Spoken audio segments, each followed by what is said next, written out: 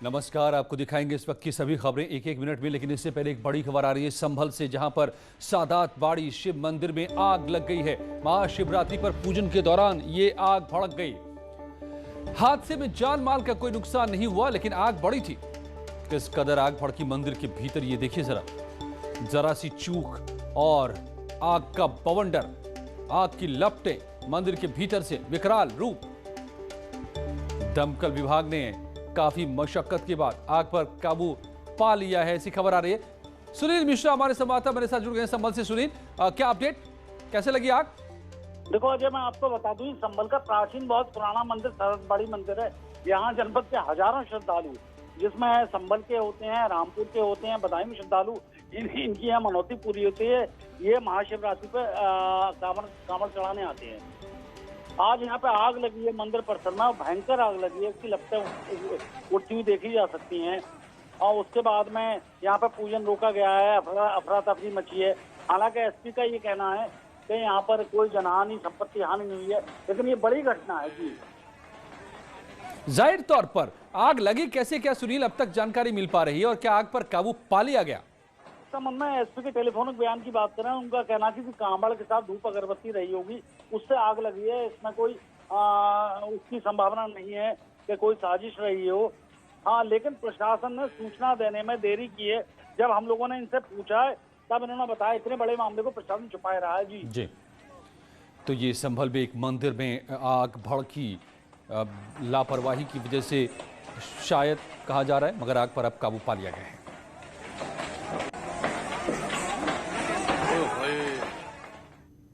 और आइए डालते हैं नजर अब खबरों पर एक एक मिनट में। महोबा के लहचूरा बांध को लेकर सियासी घमासान मचा हुआ है। अखिलेश यादव ने योगी आदित्यनाथ की सेल्फी वाली तस्वीर को लेकर तंज कसा है। मुख्यमंत्री जी दूसरे के कामों पर अपनी सेल्फी खिंचवा रहे हैं, इससे खराब बात क्या हो सकती है कि मुख्यमंत्री जी ने अपना काम पूरा नहीं किया, अपना काम का नहीं दिखा पा रहे हैं, तो दूसरों के काम के साथ अपनी सेल्फी खिंचवा रहे हैं। एक कदम आगे जा रहे हैं, उद्घाटन का उद्घाटन, शिलान्यास का शिलान्यास, एमओयू का एमओयू, और दूसरे के काम पर सेल्फी। बरेली में अखिलेश यादव ने दावा किया कि हमारी सरकार में लहचूरा बांध को डेवलप किया गया, जिसकी खूबसूरती को योगी आदित्यनाथ ने अपनी सेल्फी में उतारा है। दरअसल 2005 में समाजवादी सरकार में लहचूरा बांध की शुरुआत हुई थी।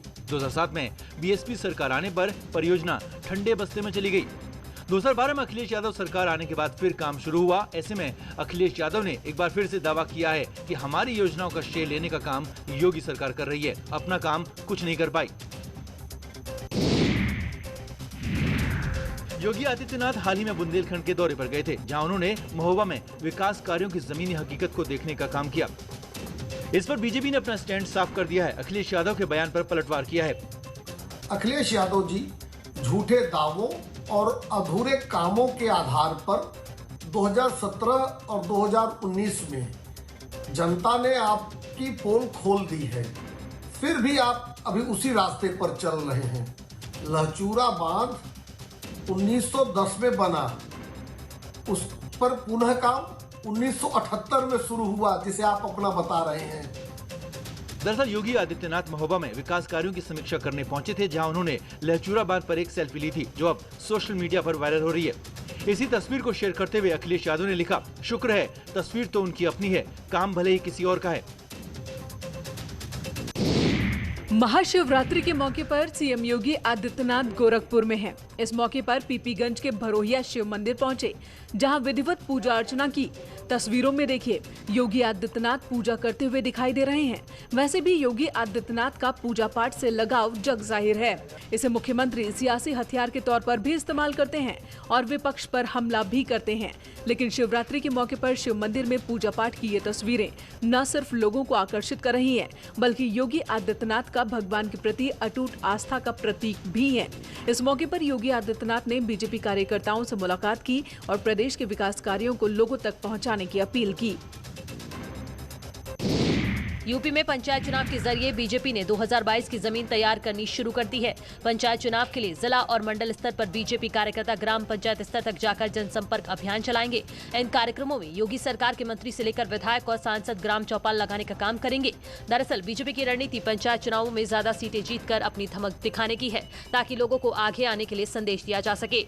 यूपी में 3051 जिला पंचायत वार्ड है। 11 मार्च से ग्राम सभा स्तर पर ग्राम चौपाल की बीजेपी शुरुआत करेगी, जो 18 मार्च तक चलेगी। यूपी में कुल 58,194 ग्राम पंचायतें हैं। इन सभी जगहों पर चौपाल लगाकर कार्यकर्ता बीजेपी के विकास कार्यों को गिनाने का काम करेंगे। किसान अपनी मांगों को लेकर लगातार आंदोलन को आगे बढ़ाते जा रहे हैं। इसका विस्तार गांव और खलिहानों तक किया जा रहा है। महापंचायतों के जरिए किसानों को कृषि कानूनों के बारे में समझाने की कोशिश की जा रही है। लेकिन पूर्व आईएएस अधिकारी ने किसान आंदोलन को खत्म करने की अपील की है। प्रदेश के पूर्व नौकरशाहों ने किसानों को कृषि सुधार कानूनों के फायदे गिनाए हैं।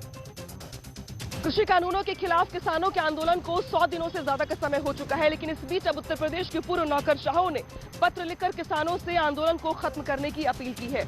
उत्तर प्रदेश के पूर्व मुख्य सचिव अतुल गुप्ता, रिटायर्ड आईएएस सुदेश ओझा, पूर्व डीजीपी सुलखान सिंह समेत तमाम आईएएस अधिकारियों ने पत्र लिखकर किसानों से ये अपील की है कि वो कृषि कानूनों में जो प्रावधान किए गए हैं उनके फायदे के लिए है, किसानों की आय दोगुनी करने के लिए है। कॉन्ट्रैक्ट फार्मिंग से लेकर जो तमाम नए प्रावधान है, इससे किसानों को ही फायदा होगा।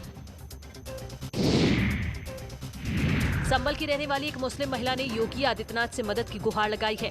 पीड़ित महिला ने संबल पुलिस को अपनी पीड़ा लिखकर टैग किया है। उसने आरोप लगाया है कि बेटी पैदा करना होने की सजा ससुराल वाले दे रहे हैं और घर से बाहर निकाल दिया है, जिससे उसके बाद आत्महत्या करने के अलावा कोई रास्ता नहीं बचा है।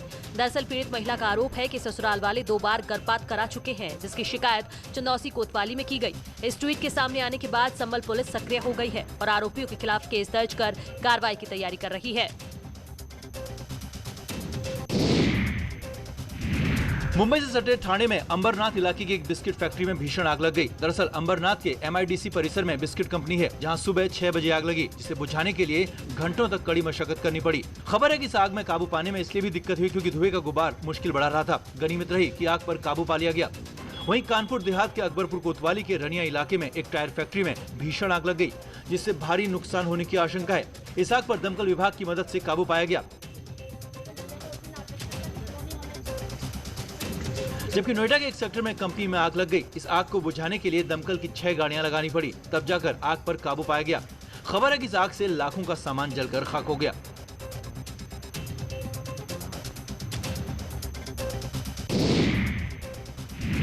अलीगढ़ में बीएसपी कार्यकर्ताओं ने जिला अध्यक्ष पर पंचायत चुनाव के टिकट बेचने का गंभीर आरोप लगाया है। इसके बाद बीएसपी कार्यालय में जमकर तोड़फोड़ हुई। इस घटना की तस्वीरें सीसीटीवी में कैद हो गई। क्योंकि वो चाह रहे थे कि बाहर के लोग, गलत छवि के लोग हैं, उनको पंचायत की टिकटें दी जाएं, इसलिए मैं उनके दबाव में नहीं आ रहा था। लंबे समय से प्रयास कर रहे थे और जब मेरे ना मानने के बाद उन्होंने सारे प्रयास कर लिए, तो उन्होंने ये गलत रास्ता अपनाया, जिसमें पूरे घर में तोड़फोड़ करने का काम किया। जान से मारने की नीयत से फायरिंग भी उन्होंने की है। मेरे भाई से बदतमीजी की, यहाँ बैठे कार्यकर्ताओं से बदतमीजी की, तोड़फोड़ करने का काम किया उन्होंने। क्या कार्रवाई करें? इस मारपीट के बाद बीएसपी के जिला अध्यक्ष ने पुलिस थाने में शिकायत की है, जिसके बाद पुलिस ने 7 लोगों के खिलाफ नामजद और 25 अज्ञात लोगों के खिलाफ FIR दर्ज की है। फिलहाल पुलिस मौके पर लगे CCTV की मदद से आरोपियों की पहचान में जुट गई है। जौनपुर के रामपुर थाना क्षेत्र के सिरोली गांव में मामूली सी बात को लेकर 2 पक्षों में खूनी संघर्ष हो गया, जिसका वीडियो सोशल मीडिया में वायरल हो रहा है। तस्वीरों में देखिए किस तरह से एक महिला को पीटते हुए कुछ लोग दिखाई दे रहे हैं। इन तस्वीरों को मौके पर मौजूद लोगों ने अपने कैमरे में कैद कर लिया और सोशल मीडिया पर डाल दिया, जो आरोपियों की मुश्किल बढ़ाने का काम कर रही है, क्योंकि पुलिस इस मामले को लेकर सक्रिय हो गई और पूरे विवाद की तहकीकात में जुट गई है। फिलहाल पुलिस को अब तक कोई सुराग नहीं मिला है, फिर भी दावा किया जा रहा है कि जल्द ही आरोपी सलाखों के पीछे होंगे। अयोध्या में दोस्त ने अपने ही दोस्त की हत्या कर दी। इसके लिए बाकायदा आरोपी ने पहले से तैयारी की थी। खबर है कि हत्या से पहले अपने दोस्त के लिए कब्र खोद ली थी। दरअसल दोस्त को अपनी पत्नी के साथ अपने ही दोस्त के अवैध संबंध होने का शक था, जिसके चलते दोस्त ने अपने ही दोस्त की गला दबाकर हत्या कर दी। इनका 10 मार्च को इनका शुभम का 100 जो है थाना महाराजगंज क्षेत्र में एमी आलापुर गांव के पास में बरामद हुआ और PM की कार्यवाही करने के बाद फिर इन पुलिस टीमों ने जो इनमें संलिप्त अभियुक्त थे उनके गिरफ्तारी का प्रयास किया। दरअसल 8 मार्च की शाम को फतेहगंज से शुभम चौरसिया लापता हो गए। जिसका शव 10 मार्च को सुबह महाराजगंज के आलापुर गांव के कब्र से बरामद हुआ। दरअसल आरोपी सुशांत पांडे को शक था कि उसकी पत्नी शुभम से बात करती है और पैसों की मदद लेती है, जिससे नाराज आरोपी ने अपने ही दोस्त की हत्या कर दी।